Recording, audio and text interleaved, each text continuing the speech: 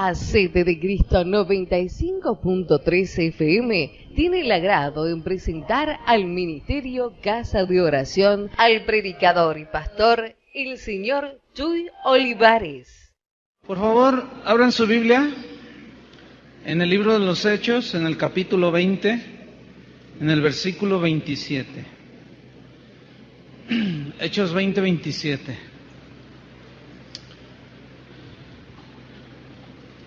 Hay un dicho allá afuera que dice que, bueno, en términos generales dice así que somos lo que comemos. En otras palabras, muchas veces nuestro cuerpo refleja lo que comemos, si es buena comida o no es buena comida.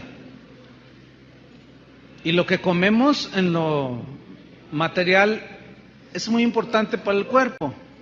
Pero resulta que hay una analogía también en lo espiritual, que lo que comemos espiritualmente, eso es también lo que nosotros reflejamos, ¿cierto? Entonces es muy importante saber escoger el alimento espiritual de la palabra de Dios y comerlo en una medida balanceada. Voy a hablar en esta tarde sobre los profetas de la prosperidad. Creo que este mensaje viene oportunamente y vamos a leer Hechos 20, 27. Aquí Pablo había juntado a todos los pastores y líderes de Asia, desde Mileto hasta Éfeso.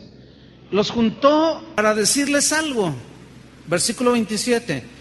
Dice, miren, yo no he rehusado, no he rehuido anunciarles todo el consejo de Dios. Cuando Jesús dijo, vayan por todo el mundo, hagan discípulos, dijo, enseñándoles todo lo que yo les he enseñado. ¿Cuánto es lo que debemos de enseñar? Todo. Entonces Pablo dice aquí claramente, yo no he rehusado enseñarles todo el consejo de Dios. ¿Por qué San Pablo habló de todo el consejo de Dios? ¿Por qué no habló solo de una parte y algunos aspectos del Evangelio? ¿Por qué? Porque él sabía perfectamente que si ellos no escuchaban todo el consejo de Dios, corrían el peligro de tener un desequilibrio espiritual en sus vidas. Por eso es muy importante seguir la instrucción del apóstol de enseñar todo el consejo de Dios. El desbalance espiritual viene cuando se enseña un lado de la verdad, ignorando el otro lado. Y esto va a llevar a un desequilibrio. Es como una moneda que tiene dos lados. Así son las verdades en la Biblia. Tienen dos lados. El lado A, vamos a ponerle, y el lado B. Escuche esto, una verdad bíblica, cualquiera que ésta sea, que la enfatizamos tanto que nos aparta de otras verdades bíblicas, nos va a llevar a un error bíblico. Y las sectas tienen rasgos distintivos de la verdad, pero solamente algunos, 2 o 3. Y como enfatizan esos 2 o 3, se apartan de las demás verdades de la Biblia y eso es lo que los hace desviarse de la palabra de Dios y por eso hay muchas sectas. Déjenme ponerle un ejemplo. La Biblia habla de la humanidad de Jesús, pero también habla de la divinidad de Jesús. Si solamente enfatizamos la humanidad de Jesús, corremos el riesgo de nada más presentarles el lado A y no el lado B. Y eso es lo que le ha sucedido a los testigos de Jehová. Enfatizan tanto el lado A de la humanidad de Cristo que se olvidaron de la divinidad de Cristo. Y si usted le pregunta a un testigo de Jehová, ¿para ti Jesucristo es Dios? Te dice, no, es un hombre. Claro, lo han despojado de su divinidad apoyado en 2 o 3 versículos que están ahí. Y eso los ha llevado a desviarse de las Escrituras, del equilibrio, del balance. Mire, por más de 1500 años, la Iglesia Católica enseñó que hacer voto de pobreza era indispensable para agradar a Dios, para poder acercarse a Dios. Y ellos tomaron un versículo cuando Jesús dijo: qué difícil es que un rico pueda entrar al reino de los cielos. Y dijeron: no, entonces vamos haciendo voto de pobreza. Ellos nada más enseñaron el lado A de eso que dijo Jesús. Pero el problema no son las riquezas, sino la actitud que tenemos hacia las riquezas. Ese es el lado B, para tener un equilibrio. Cuando llegan los reformadores, Lutero, Calvino, Juan Hus y muchos otros, aún ellos predicaron la pobreza como algo indispensable para poder acercarnos a Dios. Cuando surge un hombre llamado Francisco de Asís, él tiene un encuentro con Cristo y nace de nuevo. Pero regía en su tiempo el evangelio de la pobreza. Entonces su padre de Francisco de Asís era un comerciante muy rico.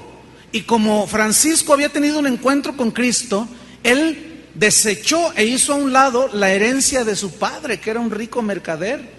Porque ellos pensaban en ese tiempo que ser pobre era el requisito para acercarse a Dios, porque de los pobres es el reino de los cielos, fíjense.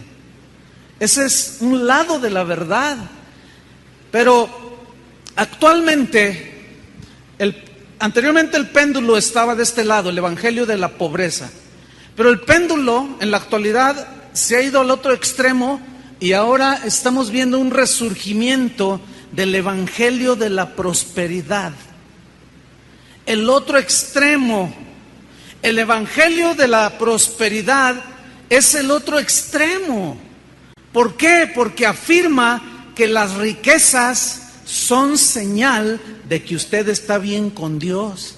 Y si no es rico y no tiene dinero, usted está mal con Dios. Fíjense los dos extremos. ¿Los está captando? Los predicadores de la pobreza de hace siglos pasados y los predicadores de la prosperidad de hoy usaron la misma Biblia, hermanos. ¿Qué usaron? La misma Biblia.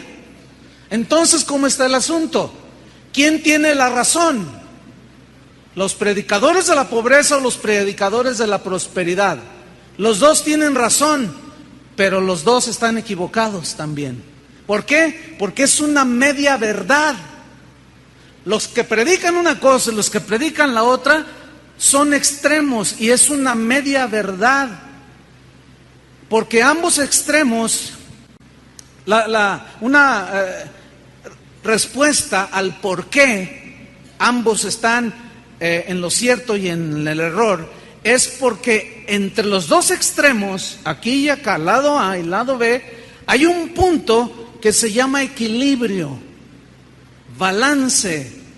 Déjame decirte que el equilibrio es el que te mantiene de pie. El desequilibrio te hace caer, ¿cierto? Y pongan allí un cuadro de un equilibrista que está atravesando en un edificio muy alto, va caminando sobre un cable de acero, pero lleva una vara en sus manos, ¿se han fijado? Y él va haciendo equilibrio. Si él se viene para acá, él hace movimientos con su vara hacia el lado contrario. ¿Para qué? Para equilibrarse. Si se viene para acá, hace el lado contrario para equilibrarse. Porque de otra manera corre el riesgo de caerse y morir. Vamos a ver el balance y el equilibrio en este asunto, porque es muy importante lo que yo voy a enseñarles en esta mañana. Vamos a ver, en primer lugar, la pobreza puede ser una maldición. La pobreza puede ser un juicio por la desobediencia a la palabra de Dios. Vamos a ver Proverbios 13:18. En Proverbios 13:18, allí dice que la pobreza y la vergüenza vienen al que menosprecia el consejo. Si tú eres una persona que desprecia el consejo de Dios, una consecuencia de la desobediencia puede ser la pobreza, la escasez, la miseria. Vamos a Deuteronomio 28. Este capítulo habla en el versículo 1 al 15, al 14, de las bendiciones de la obediencia, de las bendiciones que tú y yo podemos tener si obedecemos la palabra de Dios. ¿Cuántos quieren las bendiciones? Todos, pero hay requisitos. Obediencia. Si no, no esperes la bendición si no hay obediencia. Pero en el versículo 15 hasta el 68 habla de las consecuencias de la desobediencia. Y veamos en el versículo 45, capítulo 28. Dice: y vendrán sobre ti todas estas maldiciones, y te perseguirán, y te alcanzarán hasta que perezcas, por cuanto no habrás atendido la voz de Jehová tu Dios para guardar sus mandamientos y sus estatutos que Él te mandó. Y serán en ti por señal y por maravilla, y en tu descendencia para siempre, por cuanto no serviste a Jehová tu Dios con alegría y con gozo de corazón, por la abundancia de todas las cosas. Escuchen: servirás por tanto a tus enemigos que enviare Jehová contra ti. ¿Quién los va a enviar? Dios. Pero luego dice cómo: con hambre, con sed y con desnudez y con falta de todas las cosas. ¿Eso se llama qué? Pobreza, ¿no es cierto? Eso se llama miseria. Pero estamos viendo aquí la pobreza como una maldición de desobediencia, un juicio por desobediencia que viene de parte de Dios. Ahora vamos al lado B. ¿Sí? Escuchen esto, miren. Es muy probable que aquí entre nosotros haya en este momento gente que no entra en la definición A. Es decir, que están pasando escasez, falta de cosas, pero eso no significa necesariamente que estén en desobediencia. Pueden estar siendo probados por Dios, que es diferente.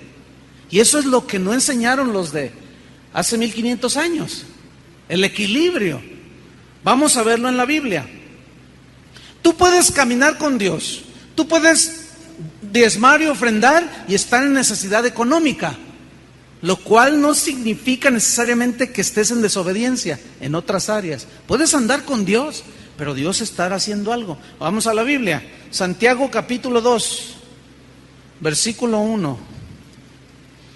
Yo quiero que pongan atención a esta lectura de Santiago 2, versículo 1, y quiero que lean con inteligencia. Síganme y dice: hermanos míos, que vuestra fe en nuestro glorioso Señor Jesucristo sea sin acepción de personas, sin distinción de nadie. ¿Por qué? Dice en el versículo 2. Porque si en la congregación entra, escuchen, un hombre con anillo de oro y con ropa espléndida, esto es igual a un rico, y también entra un pobre con vestido andrajoso. Yo quiero que pongan atención. ¿Quiénes forman las congregaciones de los hijos de Dios? Pobres y ricos. ¿Están de acuerdo? Hay gente rica, pero también hay gente pobre. Ahora, Santiago dice aquí algo muy interesante. Si ven que entra un rico, y ustedes vamos a leerlo.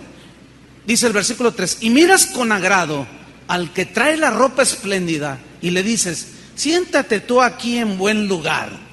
Le das un palco allí con sus Coca-Colas frías, ¿verdad?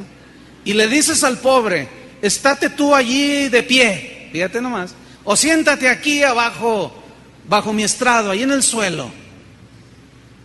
Dice: ¿no hacéis distinciones entre vosotros mismos y venís a ser jueces con malos pensamientos? Hermanos míos amados, escuchen, ¿no ha elegido Dios a los pobres de este mundo para que sean ricos en fe? Digan todos: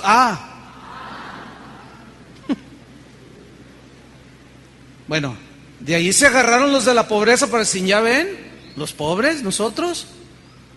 Pero Abraham era inmensamente rico y Dios lo bendijo.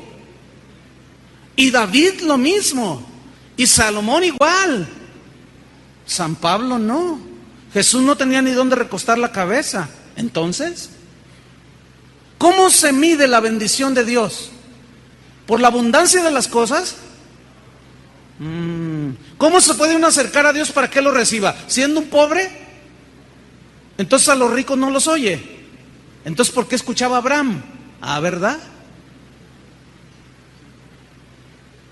Vamos a hablar en el equilibrio, en el balance. Entonces, estos versículos que acabamos de leer, dice, ¿no ha elegido Dios a los pobres de este mundo para que sean ricos en fe? Ahora, Dios no tiene nada contra los ricos, ni tampoco con los pobres tiene más favor porque son pobres. No. Pero este versículo contradice a los profetas de la prosperidad que pregonan a grito abierto que si usted tiene fe, usted prosperará. Que si no prospera es porque no tiene fe. Por muchos años se ha predicado el Evangelio mencionando aspectos y cosas que enriquecen la vida espiritual, pero cuando son cosas que no enriquecen, como que les dábamos la vuelta y no hablábamos claramente a la gente. Yo creo que eso Dios lo ha estado cambiando, al menos entre nosotros, porque si ustedes se fijan, yo he estado hablando de algunas cosas y he dicho nombres. Le voy a explicar por qué. Hay un dicho que dice que se dice el pecado, pero no el pecador. ¿Han oído ese? Pero eso suena como esto. Resulta que un asaltante asalta un banco, un ladrón. Entonces usted está pasando cuando el ladrón, con pistola en mano, se lleva $1,000,000. Y usted lo mira al ladrón. Lo ve que está rapado, tiene bigote, que tiene una playera roja, un pantalón blanco y trae tenis blancos. Y usted lo mira, nariz aguileña y un ojo tuerto. Entonces usted lo mira y llega la policía y empiezan a investigar y se encuentran con que usted fue testigo. Y le preguntan, ¿usted vio el asalto? Y usted dice, sí. Descríbame al ladrón.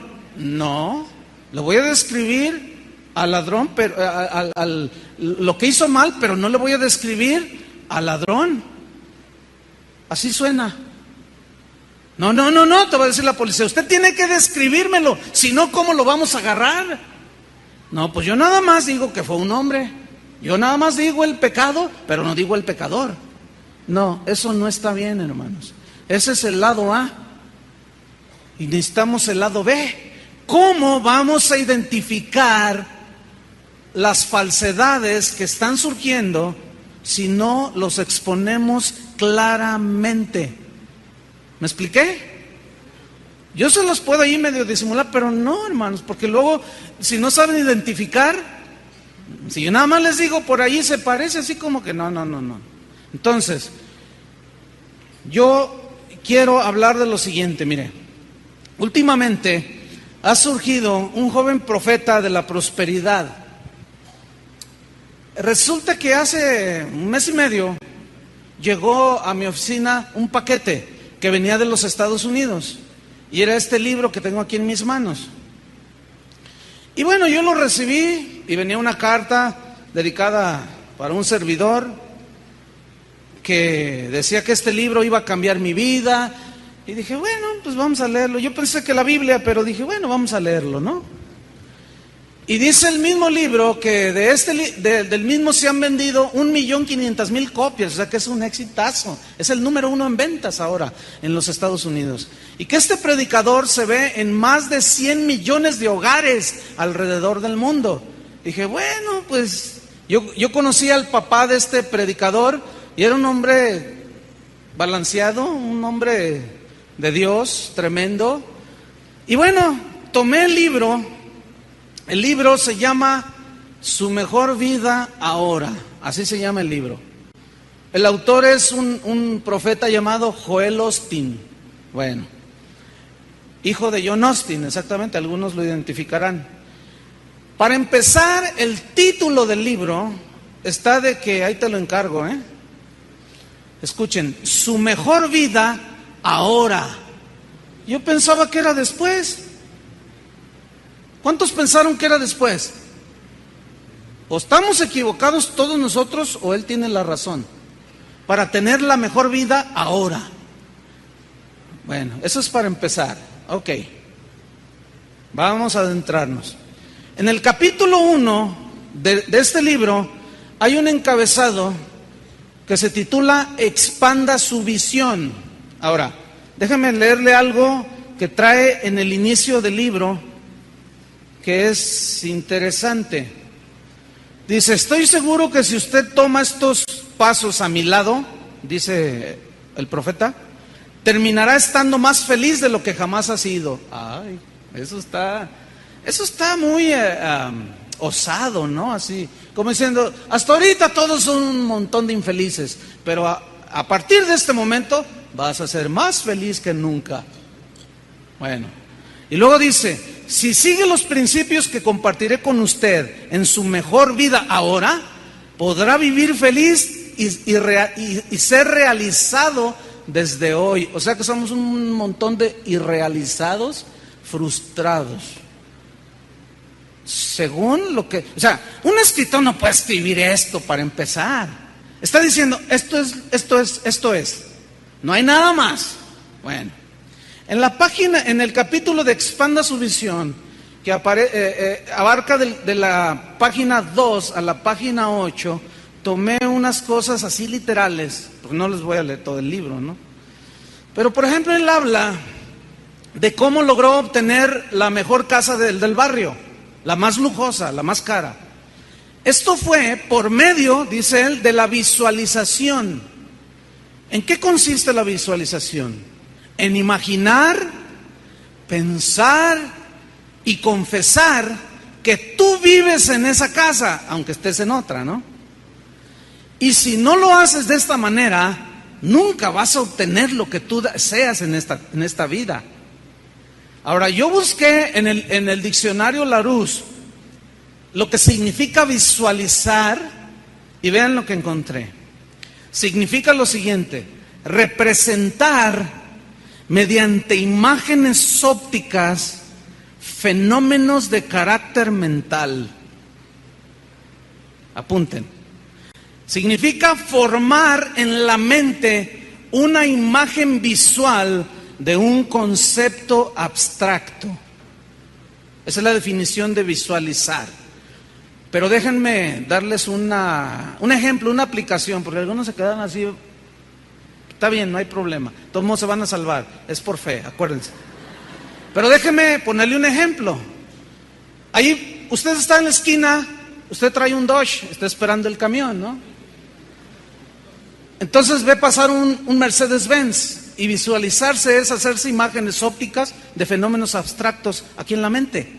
Entonces usted dice, se visualiza y dice, yo voy manejando ese Mercedes-Benz. Yo voy manejando ese Mercedes-Benz. Lo creo, lo confieso y lo recibo. Y cada Mercedes-Benz que pasa, usted se visualiza manejándolo. Aunque vaya un ancianito ahí, ¿no? Es usted el que va manejando. Eso es visualizarse. Ponerse usted en el lugar ahí. Así es como él obtuvo su casa. Se visualizaba bañándose allí. Se visualizaba en la alberca allí, aunque los otros eran los que estaban disfrutando. Lo creyó, lo confesó y lo recibió. Eso es visualizar. Bueno. Hay un subtema que se llama visualice su éxito. ¿Cuántos quieren éxito en la vida? Esto es para usted entonces. En la página 3 dice que una mujer llamada Tara Holland soñaba desde niña en ser Miss Estados Unidos. Y ella creció anhelando ser reina de belleza. Compitió 2 veces en Miss Florida, pero obtuvo 2 segundos lugares, no ganó. Después ganó señorita Kansas City.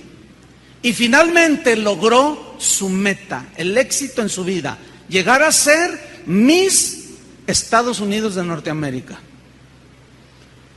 Le preguntaron unos periodistas sobre el secreto de su éxito. Él está poniendo el ejemplo de visualizar tu éxito. Le preguntan unos periodistas sobre el secreto de su éxito. Ella contestó: yo estuve a punto del desánimo total y compré y alquilé todos los videos de competencias de belleza. Y cuando coronaban a las ganadoras, ella se visualizaba siendo la reina de Estados Unidos. O sea, miraba a la que ganaba y ella se ponía ahí, hacía una imagen óptica de un fenómeno mental y ella se miraba ahí, que la estaban coronando, ¿sí? Ella visualizó su figura desfilando en la pasarela y ganando. Ella se visualizaba en traje de baño, en bikini, exponiendo su belleza física ante un montón de gente que la miraba. Ese era su anhelo en su vida. Otro le preguntó: ¿sintió nervios? Ella respondió: no, porque yo había caminado en esa pasarela miles de veces. ¿En dónde? En su mente. Ahora, cualquier libro que usted vaya a librerías Gonville y Gandhi, en las librerías del aeropuerto, se va a encontrar 20,000 libros como este. Cómo obtener éxito en la vida, cómo ganar dinero, cómo crecer sus finanzas, y todo es el mismo rollo. Es una tendencia humanista que ha salido de la mente inteligente de algunos pensadores, pero que hacen a un lado a Dios, fíjense. Y desgraciadamente se ha colado como enseñanza cristiana en las iglesias. Y ahí es donde está el peligro. Dice Joel Osteen que esta mujer, Tara Holland, ella sabía que ella nunca ganaría si no desarrollaba en su mente, ya no es ni siquiera en su espíritu, ahora es en su mente, una imagen de ganadora. O sea, yo soy ganadora, yo soy ganadora, yo soy una ganadora y yo soy una ganadora. Imagínense que las 20 concursantes desarrollan la misma mentalidad de ganadoras, pero nada más gana una. Vean la falacia. ¿Está de acuerdo conmigo? Fíjese, ¿cómo vamos por ahí? Ok. Entonces dice Osteen, ella se imaginó caminando victoriosa por la pasarela. Escuche, ella creó un ambiente de fe y de éxito. Eso es puro control mental, hermanos. Ahora, escúcheme bien. Yo me pregunto, ¿será esto así? Si esto es así como presenta un libro que pretende ser cristiano, no dudo que él no sea cristiano. Yo puedo saber si nació de nuevo o no. Pero de que hay una enseñanza peligrosa ahí, contundentemente lo afirmo. Ahora, yo me pregunto, ¿se visualizó Cristo en la cruz? Porque Él estaba con su Padre ahí en el trono. Y cuando el Padre le dijo, ve y muere por todos, pero tienes que visualizar el éxito en la misión. Y Cristo ahí diciendo, yo me visualizo, lo creo, lo lograré, llegaré, me crucificarán, me veo en la cruz. Lo creo, lo confieso y lo lograré. ¿Se pueden imaginar a Jesús visualizándose de esa manera? Suena hasta como si estuviéramos oyendo a Walter Mercado, ¿no? Muy esotérica la cosa, como fenómenos paranormales, ¿no? Que en mi mente hago cuadros y se hacen. Ahora, pensemos en José. Él dijo, voy a ponerme mi capita de colores, voy a llevarle una torta a mis hermanos, porque me he visualizado siendo el primer ministro en Egipto. Me visualizo que me pongan una recia, me visualizo que me vendan, me visualizo que me metan a la cárcel, me visualizo siendo un hombre de éxito. como primer ministro de Egipto. Me visualizo dándole de comer a los egipcios y a mi descendencia. Me visualizo allá. ¿Se imaginan? ¿Dice eso la Biblia? O a Daniel visualizándose cautivo en Babilonia, en la corte de Nabucodonosor. Me visualizo allí parado con un traje esplendoroso, pero antes tengo que ser llevado cautivo. Pero yo me visualizo en el éxito. ¿Eso dice la Biblia? Austin dijo lo siguiente. Dice, nosotros, mi esposa y yo, logramos obtener nuestra lujosa casa viéndonos dentro de ella, hablando constantemente por fe, hablando victoria, luchamos creyéndolo, viéndolo y hablándolo. ¡Oh, qué gran logro! Una casa lujosa. Vamos a ver qué dice la Biblia en 1 de Juan capítulo 2. Búsquelo en su Biblia. ¿Qué héroe de la fe? Obtener una casa lujosa. Vamos a ver qué dice la Biblia. 1 de Juan 2:15. ¿Ya lo tiene? Dice aquí San Juan, no améis al mundo. ¿Qué más? Ni las cosas que están en el mundo. ¿Qué cosas están en el mundo? Aquí mismo te lo responde. Si alguno ama al mundo, el amor del Padre no está en él. Porque todo lo que hay en el mundo, los deseos de la carne. Ay, hermano, ¿quién no quiere un Mercedes-Benz? A ver, dígame. ¿Hay alguien aquí que dijera, no, yo no? ¿Para qué? No. Los deseos de la carne, los deseos de los ojos, la casa lujosa y la vanagloria de la vida, ser Miss Estados Unidos. Bueno, ok, lo logró, ese es su éxito. Y vean qué vano. Vean qué vano es el asunto.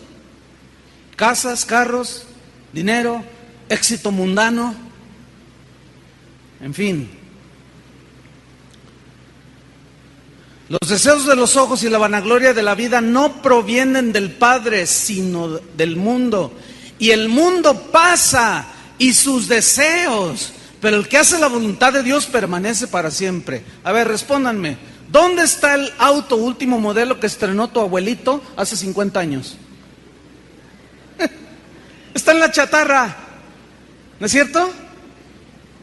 Pero hace 50 años tu abuelito se mató por tener un auto último modelo. Y se sintió con mucho éxito porque logró tener su Ford Thunderbird. Y se sintió el amo de las calles. Ese era el éxito mundano. Pero ¿dónde está ahorita ese carro? En la chatarra. ¿Dónde está? ¿Dónde está el carro último modelo que tienes tú ahorita? ¿Dónde estará en 50 años? En la chatarra. Pero el que hace la voluntad de Dios permanece para siempre. ¿Dónde está la casa hermosísima? Las casas de la colonia moderna aquí en Guadalajara y de hace 50, 60 años. Eran las mansiones más impresionantes que hubo en esta ciudad. Vaya a verlas ahora. Son casi ruinas. ¿Dónde va a estar la casa super lujosa que ahorita usted puede estar ahí anhelando con todo su corazón dentro de 100 años? ¿Dónde estará? Pero ¿dónde estará lo más importante? Su alma dentro de 50 años. Si los predicadores de la prosperidad nos reducen todo al éxito, el éxito nos lo reducen a tener casas, carros lujosos, dinero en el banco, viajes en transatlánticos. Nos lo reducen a eso. Jesús dijo claramente que la vida del hombre no consiste en la abundancia de los bienes que posee. Puso el ejemplo de un rico que disfrutó todo aquí en la tierra y un mendigo que ambos murieron y el rico se fue al tormento, lo cual significa que el rico no necesariamente lo era porque Dios lo había bendecido. Y el pobre que se fue a la presencia de Dios no significaba que era pobre por maldición de Dios. ¿Está entendiendo? Lado A, lado B. ¿Ve? Jesús no tenía ni dónde recostar la cabeza. Dijo, las zorras tienen una cueva y yo no tengo nada. San Pablo tampoco tenía. Pero Abraham era riquísimo. Job fue riquísimo. Salomón, cuando regalaba lingotes de oro. Ahí tengo un regalito. Imagínense, era riquísimo. Josafat fue riquísimo. Pero Pablo no, ni Pedro. Fue un humilde pescador. Tan pobres eran en este mundo que cuando entraron al templo no llevaban ni para la ofrenda. Dice que entraron al templo de la Hermosa y estaba un hombre pidiendo y dijeron, plata ni oro tenemos, ni para la ofrenda traían. Pero lo que tenemos te damos, en el nombre de Jesucristo, levántate. Entonces, ¿cómo está el asunto? ¿Cómo nos quieren manejar esta enseñanza? Entonces, cuando dice Austin que ellos obtuvieron su casa de esa manera, dice, asimismo usted debe concebirlo en su interior.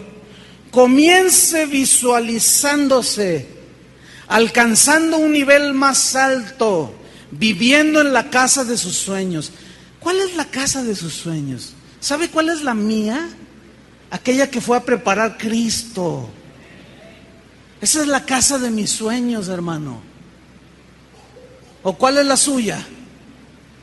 No hagan tesoros en la tierra, porque ahí el ladrón viene y se los roba. ¿A cuántos les han robado su carro alguna vez? ¿Alguien le ha robado un carro? Ay, ¿qué se siente? Horrible, ¿no? Sí, mi carcacha, dice. O si era nuevo, dice, ay, era nuevito el auto. Pero la paz no te la pueden robar, fíjate. ¿Cómo la ves? ¿Qué es más valioso entonces? ¿De qué se trata? San Pablo dijo, no poniendo la mira en las cosas que se ven, porque las cosas que se ven son temporales, pero las que no se ven son eternas. Ahora, escúcheme bien. Dios quiere bendecirnos. Amén. Pero a otros los va a mantener con lo necesario. Ese ya es un asunto de Dios. Pero los predicadores de la fe dicen que no, y de la prosperidad. Ellos dicen que todos debemos de ser ricos. Pero yo veo la lista de Hebreos 11 que habla de, por ejemplo, de Moisés, que por fe rehusó llamarse hijo de la hija del faraón, teniendo por vituperio las riquezas de Cristo. Prefirió las riquezas de Cristo que las riquezas del faraón. Pues qué tonto era Moisés, ¿no? Prefirió irse de la corte de faraón, donde tenía todo, al desierto. Qué mentalidad tan pobre, según él. Bueno, sigo leyendo lo que dice en el libro. Si no lo hubiéramos hecho así, o sea, como visualizándonos para obtener la casa de los sueños, si no lo hubiéramos hecho así, mi esposa y yo, dice Austin, seguiríamos viviendo en nuestra antigua casa vieja y a punto de caer. Cuando alguien así dice expresiones de ese tipo, está ofendiendo a los pobres. Porque tal parece que tener una casa humilde, que hasta que ya de tan vieja, que hasta los caños ya reventaron, es el oprobio más horrible que usted pueda tener. Pero yo leo la lista de Hebreos 11 y dice que muchos de ellos por fe conquistaron reinos. Dice que anduvieron de aquí para allá vestidos con pieles de ovejas, pobres, desechados por el mundo. Ellos esperaban lo prometido y nunca lo recibieron, o sea, ver al Mesías. Caminaron errantes de aquí para allá, dice, pobres, y el mundo no era digno de que ellos estuvieran aquí en la tierra. Yo no sé si lee las escrituras o nada más las lee conforme a su a lo que él quiere decir. Esto es muy peligroso, hermanos. Dice él, deshágase de la mentalidad de pobreza y piense en grande. Piense en un sueldo incrementado. Piense, visualícese en abundancia. Piense más allá de lo indispensable. No se conforme con lo que tiene. Usted puede tener un mejor carro, una mejor casa. Si usted se conforma con lo que usted tiene, usted es un mediocre, dijo. Entonces yo leí eso y dije, ay, pues qué mediocre era San Pablo. Fíjese, una vez escuché a un predicador de estos que dijo, lo que pasa es que ellos, los apóstoles, no tenían la revelación que ahora tenemos nosotros. Ay, no están gruesos, Álvaro, tan pesados.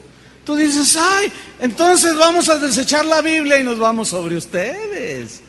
Déjame besarte el anillo y la mano, porque tú tienes más revelación que los apóstoles. ¿Qué?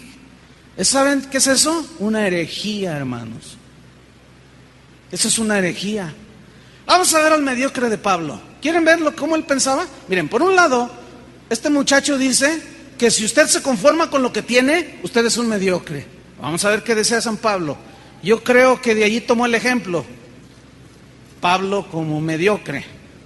1 Timoteo, capítulo 6.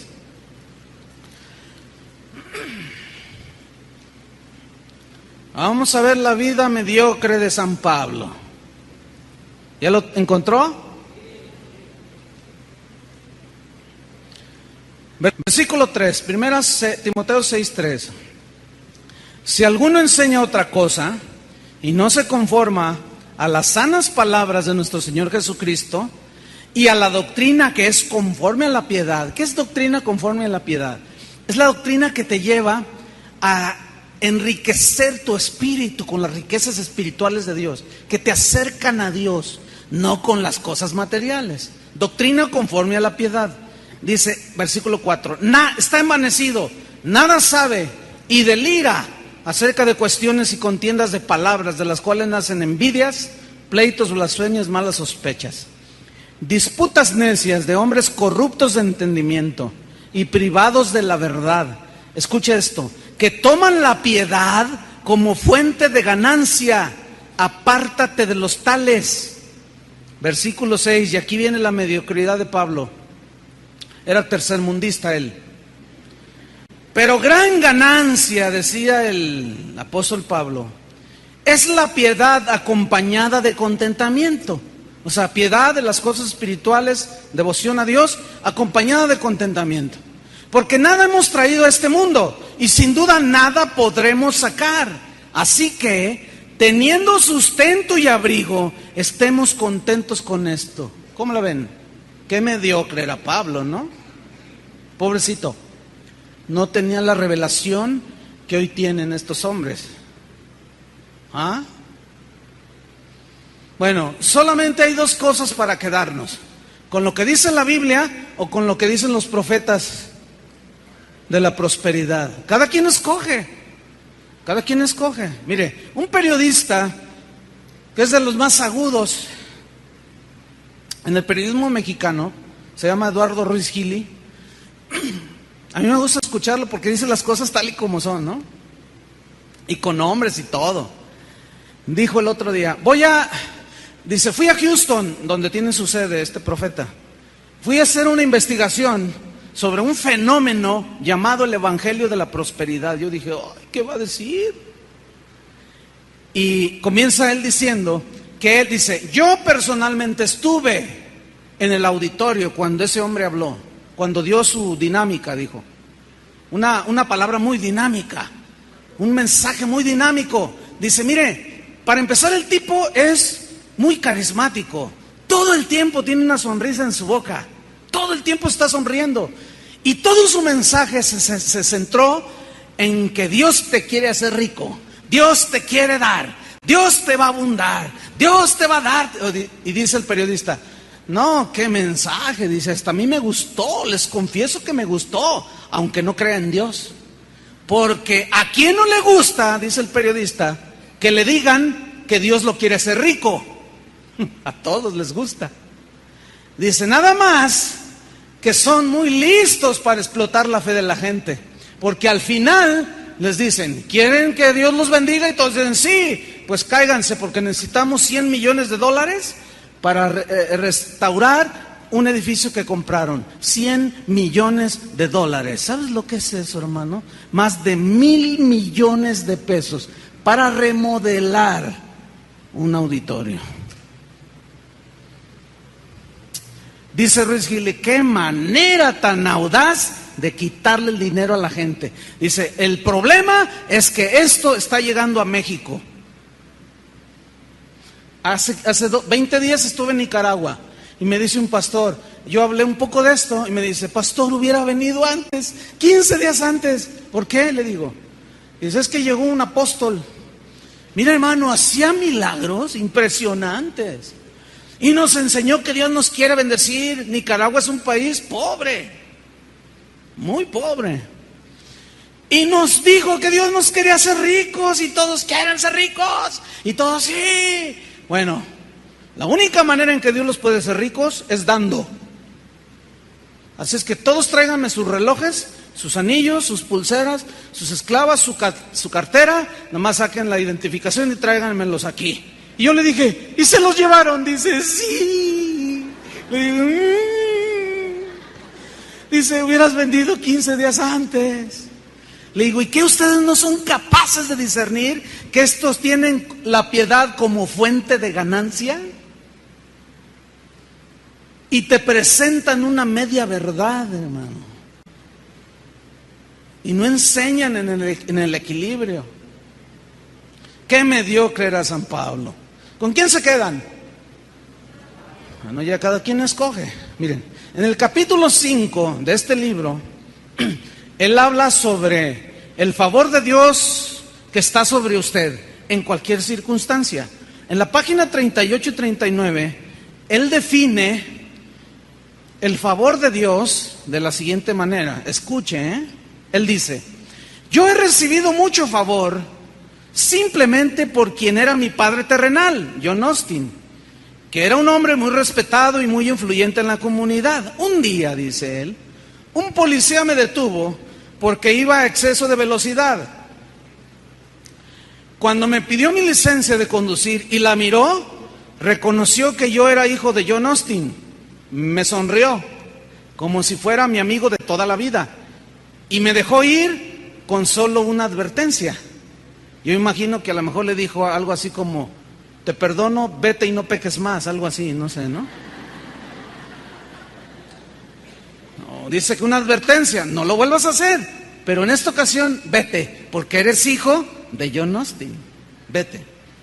Y yo me fui, dice, aleluya. Dice, otro día, en otra ocasión, me detuvieron también porque iba conduciendo mi auto con mucho exceso de velocidad. Acuérdense que él está presentando esto como si tuviera el favor de Dios. En esta ocasión el policía se veía gruñón y hablaba con aspereza. Gruñó cuando le di mi licencia, la miró y se me hizo una eternidad. Me dijo toscamente, eres hijo, que eres algo de aquel pastor, predicador. Y dice Austin, por como escupió las palabras, no supe si era bueno o malo ser hijo de John Austin. Sonriendo, le contesté, bueno, señor, eso depende. Me miró el policía molesto y me dijo, muchacho, ¿de qué me hablas? Yo le repliqué, todo depende de si le gusta a usted él, el predicador, o no le gusta. Me miró largamente y sonriendo me dijo, sí me gusta mucho. ¡Qué bueno!, respondí yo. Es mi papá. Y estoy seguro, fíjese, estoy seguro que mi papá no querría que usted me pusiera una multa. Dice Austin, el policía me dejó ir sin multarme. Dios hizo un milagro. Wow. Dijo, el punto que quiero recalcar es que recibí un trato preferencial, no por mí, sino por quien era mi padre. Wow. Bueno, déjame decirle esto. Esto no se llama favor de Dios. Esto no se llama un milagro. Esto se llama influyentismo. Esto se llama corrupción. Esto se llama violación a las leyes de tránsito. Esto se llama impunidad. Esto se llama rebeldía. Porque el otro policía le reconvino y le dijo, no lo vuelvas a hacer, pero soy el hijo de John Austin. Eso se llama rebeldía, eso se llama prepotencia. No sabe quién soy yo. Este es un junior del evangelio. Eso es lo que es la verdad. Eso se llama prepotencia y violación a la palabra de Dios, hermanos. No se lo coma, por favor. Véalo bien, no se lo coma, hermano. ¿Sabe qué me dijo un amigo mío que llegó hace como, no sé, 3 semanas? Yo andaba aquí arriba, un día en la mañana, y entró por ahí él, y nos saludamos. Y aquí donde yo estoy parado me dijo, Chuy, fíjate que pasó algo allí en mi congregación, él viene de Florida. Y dijo, algo que me puso muy triste. Resulta que mi pastor leyó un libro, este libro. ¿Tú lo has leído? Le dije, ¿qué? A ver, ¿qué tienes que decirme? Y yo ya lo había leído. Dice, es que mi pastor leyó un libro allí, que es el bestseller ahorita en los Estados Unidos. Y les dijo este domingo pasado antes de venirme, hermanos, Dios está con nosotros. Todos los que son indocumentados en este país, no se preocupen. El favor de Dios está con ustedes. Tráiganse a la familia. Dios va a obrar a nuestro favor. No puede ser posible que un pastor esté fomentando la violación a las leyes. ¿De dónde salió toda esa basura? De un profeta. ¿Lo entendieron? No, hermanos, no hay que ser tan inocentes y comernos todo lo que está ahorita en las librerías cristianas. Tenemos que pedirle a Dios discernimiento, hermanos. No nos queda otra. Vamos a ver qué dijo el conformista de Pablo en Romanos 13. Vamos a ver qué dijo el mediocre de San Pablo. Se lo voy a leer. Romanos 13, versículo 1. Sométase toda persona a las autoridades superiores. ¿Qué dijo? Sométase. Sométete. No solo las viola, sino que está invitando a otros a hacerlas, hermano. ¿Qué es eso? Abusado, Isaac. Ponte buzo, porque fíjate, dice, sométase toda persona a las autoridades superiores, porque no hay autoridad sino de parte de Dios, y las que hay por Dios han sido establecidas, de modo que quien se opone a la autoridad, a lo establecido por Dios resiste, y los que resisten acarrean condenación para sí mismos. Porque los magistrados no están para infundir temor al que hace el bien, sino al malo. ¿Quieres pues no temer la autoridad? Haz lo bueno y tendrás alabanza de ella. Porque es servidor de Dios para tu bien. Pero si haces lo malo, teme, porque no en vano lleva la espada, pues es servidor de Dios, vengador para castigar al que hace lo malo. Por lo cual es necesario estarles sujetos, no solamente por razón del castigo, sino también por causa de la conciencia. Yo pregunto, ¿tendrá conciencia de lo que hizo? No hubo nadie que le dijera, oye, no escribas esto. Nadie revisó esto. Esto está grave, hermanos. Esto es grave. ¿Qué está pasando, hermanos, en el evangelio hoy? Termino diciendo esto, que él dijo en la página 40 de su libro. Les animo a experimentar y declarar el favor de Dios en su vida. Cada mañana antes de salir de su casa, diga algo así como lo siguiente: Padre, te doy gracias que cuento con tu favor. Tu favor me abrirá las puertas. Tu favor me trae el éxito a mi vida. Tu favor causará que las personas me brinden una ayuda. O sea, ¿cómo andes? Mira, ustedes son los cristianos super G. ¿Cuáles son los cristianos super G? Super gracia. No super G, del comercial ese, ¿eh? Super G de gigante, ¿no? ¿Cómo es? No, los cristianos super G, de la super gracia. No importa lo que hagas, Dios está contigo. Sí importa lo que hagas. Por supuesto que sí importa. No se crean a todo lo que se dice. Mire, termino con esto. La estrategia de Satanás sigue siendo exactamente la misma. Solamente poniendo el cassette del lado A y nunca lo voltea del lado B. A Jesús le dijo cuando tuvo hambre: si eres hijo de Dios, di que estas piedras se conviertan en pan. Y Jesús le responde: ahí te va el lado A. Tú me dijiste el lado A, ahí te va el lado B. Y le volteó el cassette. Escrito está: no solo de pan vivirá el hombre, sino de toda palabra que sale de la boca de Dios. Y el diablo, otra vez le dijo: tírate al vacío. Está escrito que Dios mandará a sus ángeles que te recojan en el aire y no te va a pasar nada. Y Jesús le cambia el cassette y le pone el lado B. Ahí te va el lado B, diablo. También está escrito: no tentarás al Señor tu Dios. ¿Se dan cuenta cómo toda verdad tiene el lado A y el lado B? Sigue usando la misma estrategia. Dios te quiere hacer rico, lado A. Pónganle el lado B. Porque es una media verdad, 50%. Pero está clarísimo en las Escrituras que no todos los cristianos fueron hombres ricos.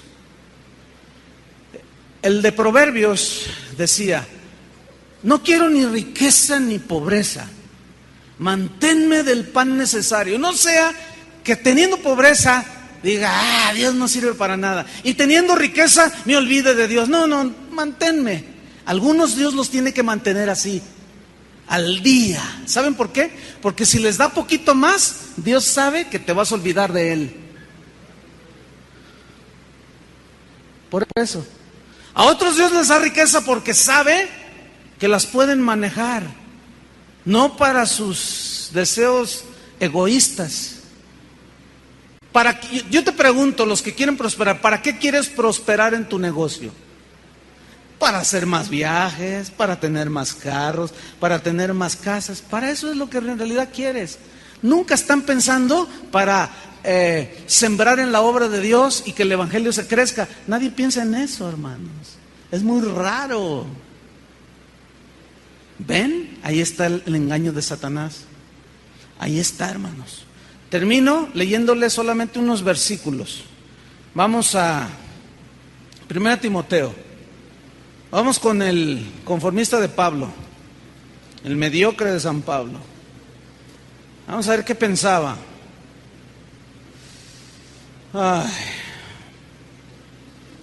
Dije 1 Timoteo capítulo 4. ¿Ya lo encontró? Vamos a leer, vamos a ver qué dice ahí la Escritura. Pero el Espíritu dice claramente que en los postreros tiempos algunos apostatarán de la fe, dejarán la fe, escuchando a espíritus engañadores y a doctrinas de demonios. Claro, allí San Pablo. Pero acuérdense que él era un mediocre, ¿eh? No le crean mucho. Versículo 6. Si esto enseñas a los hermanos, serás un buen ministro de Jesucristo, nutrido. Digan todos: nutrido. Habla de nutrición. ¿Nutrición qué? Espiritual, obviamente. ¿Nutrido con qué? Con las palabras de la fe y de la buena doctrina. ¿De la qué? Buena doctrina. Aquí buena doctrina es nutrición. Buena doctrina, buen balance, buen equilibrio. ¿Ah? Bueno, yo quiero cumplir con eso, hermanos. Esa es mi meta con ustedes. Esa es mi responsabilidad. Versículo 11. Escuchen esto. Esto manda y enseña. Ninguno tenga en poco tu juventud. Escuchen los profetas de la prosperidad. Sino sean ejemplo de los creyentes en palabra, conducta, amor, espíritu, fe y pureza. ¿Ven? Versículo 16. Ten cuidado de ti mismo y de la doctrina. Aquí doctrina es enseñanza. Ten cuidado de ti mismo y de lo que les enseñas. Persiste en ello, pues haciendo esto te salvarás a ti mismo y a los que te oyeren. ¿Qué tal? Yo quiero salvarme a mí mismo, pero también a ustedes que me escuchan. Si yo les diera un evangelio de 50% y no todo el consejo de Dios, ay, un día voy a estar delante de Dios rindiéndole cuentas. 2 Timoteo, capítulo 2, versículo 15. Procura con diligencia. Acuérdense que estas eran cartas de un apóstol a un joven pastor, Timoteo. Procura con diligencia presentarte a Dios aprobado, como obrero en la viña de Dios, como trabajador en el ministerio, que no tiene de qué avergonzarse. Escuchen, que usa bien la palabra de verdad. Que usa bien la palabra de verdad. Capítulo 3 de 2 Timoteo 3:1. También debes saber esto, que en los postreros días, los cuales son estos, vendrán tiempos peligrosos. Digan todos tiempos peligrosos. Así estamos ahora, hermanos. Escuchen el versículo 2. Porque habrá hombres amadores de sí mismos, avaros, vanagloriosos, etcétera. Da una lista impresionante. Pero yo quiero mencionar algo, hermanos. Los dos primeros que encabezan la lista, amadores de sí mismos y avaros, es justamente, hermanos, lo que este libro enfatiza. Todo su mensaje es tu felicidad, tu prosperidad, mi riqueza, mi prosperidad, mi felicidad, yo. Qué extraño era Juan el Bautista cuando dijo, es necesario que él crezca y yo mengüe. Aquí es necesario que yo crezca. Qué fácil es dejar a Cristo, hermanos. Qué fácil es. Pero ¿a qué se debe que muchos abandonan su primer amor y la fe en Cristo? ¿Saben qué? La enseñanza. La enseñanza. Amadores de sí mismo. Todo es tu carro, mi casa, tu dinero, mis viajes, mis. Amadores de sí mismos y avaros. Pero se me olvida que Pablo era un mediocre. Pobrecito. Vamos a seguir leyendo. ¿Qué se le ocurrió a Pablo escribir? Debería de leer algo así como esto, para que cambie su mentalidad de pobreza a mentalidad de abundancia. Finalmente, capítulo 4, 2 Timoteo 4. Te encarezco delante de Dios y del Señor Jesucristo, que juzgará a los vivos y a los muertos en su manifestación y en su reino. ¿Qué? Que prediques la palabra. Todo el consejo de Dios. Que instes a tiempo y fuera de tiempo. Redarguye, reprende, exhorta con toda paciencia y doctrina, enseñanza. Porque vendrá tiempo. Fíjense esta frase, cuando no sufrirán la sana doctrina. Escuchen bien, Jesús dijo, cuando Pedro le dice, Señor, nosotros hemos dejado todo por seguirte. Y Jesús les dice, de cierto les digo, que los que hicieron eso, recibirán 100 veces más en esta vida Así dijo Jesús. Y tendrán 100 veces más, pero luego añade, con persecuciones. Ya después hablaremos más de eso. O sea, los ubica. ¿Sí? Ahora, no sufrirán la sana doctrina. La sana doctrina, entre otras cosas, dice que nosotros debemos de negarnos a nosotros mismos. ¿Sí o no? Porque el que no toma su cruz cada día y se niega a sí mismo, no puede ser mi discípulo. ¿Y qué es negarse a sí mismo? Es negarse, hermanos, de todo aquello que hay en el mundo, los deseos de los ojos, la vanagloria de la vida. No que sea malo en sí mismo tenerlos, sino la actitud que tenemos hacia esas cosas que están en el mundo. No sé si me expliqué.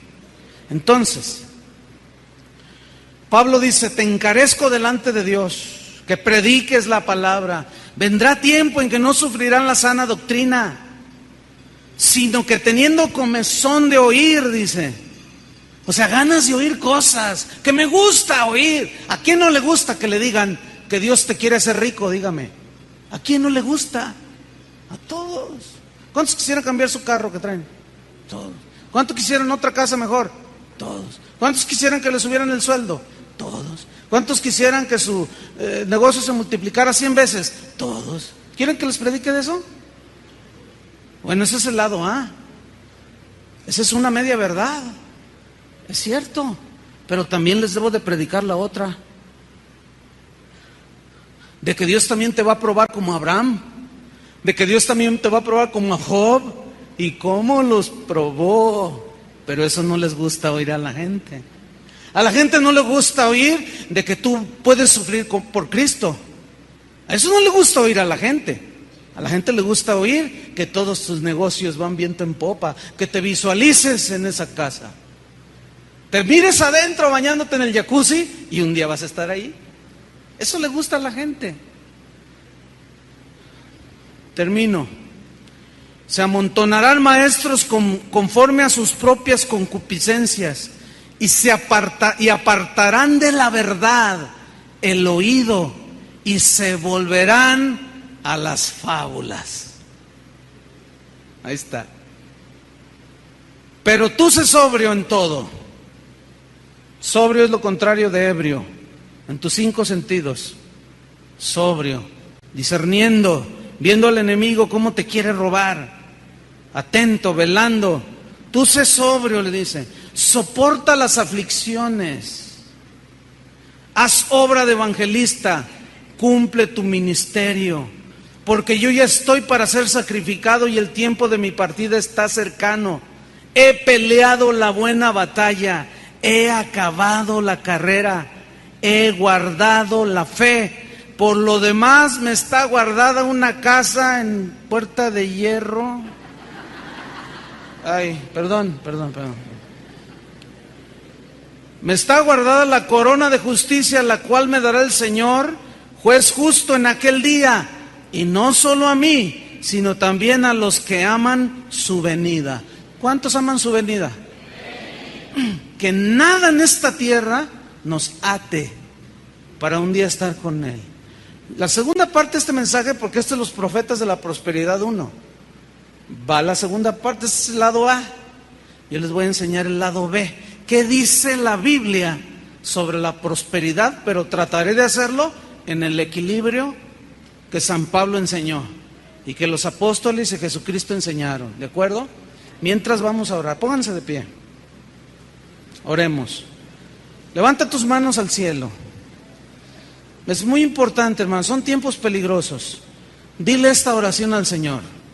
Dile, Señor, en voz audible, Señor, dame sabiduría, dame entendimiento, revelación.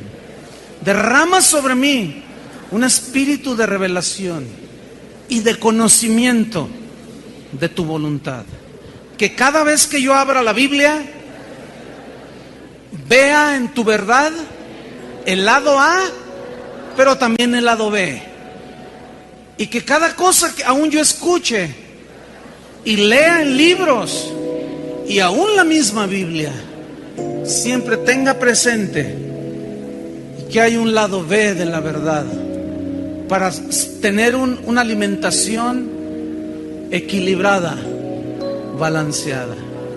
Déjame orar por usted, hermano. Padre, yo te pido como pastor que me des entendimiento para enseñar a tu pueblo. Este es tu pueblo, Señor, por el cual tú has muerto en la cruz. Y no vas a permitir que doctrinas diversas desvíen el corazón y la fe de algunos aquí. Yo me comprometo, Señor, a escudriñar tu palabra, a buscar los tesoros escondidos de las riquezas en Cristo, para repartírselas a tus hijos, Señor. Pero guárdanos, Señor. En el nombre de Jesucristo te lo pido. Bendice a este pueblo, Señor, y bendice a tu iglesia. Oramos por los pastores alrededor del mundo que están siendo expuestos a estos profetas de prosperidad, que lo único que están ambicionando es el dinero de la gente. Eso es lo único que están ambicionando. Y han hecho de la piedad fuente de ganancia. Nos apartamos de ellos, Señor. Guárdanos, Señor, en el nombre de Jesús. Pueblo de Dios, que Dios los bendiga y los guarde.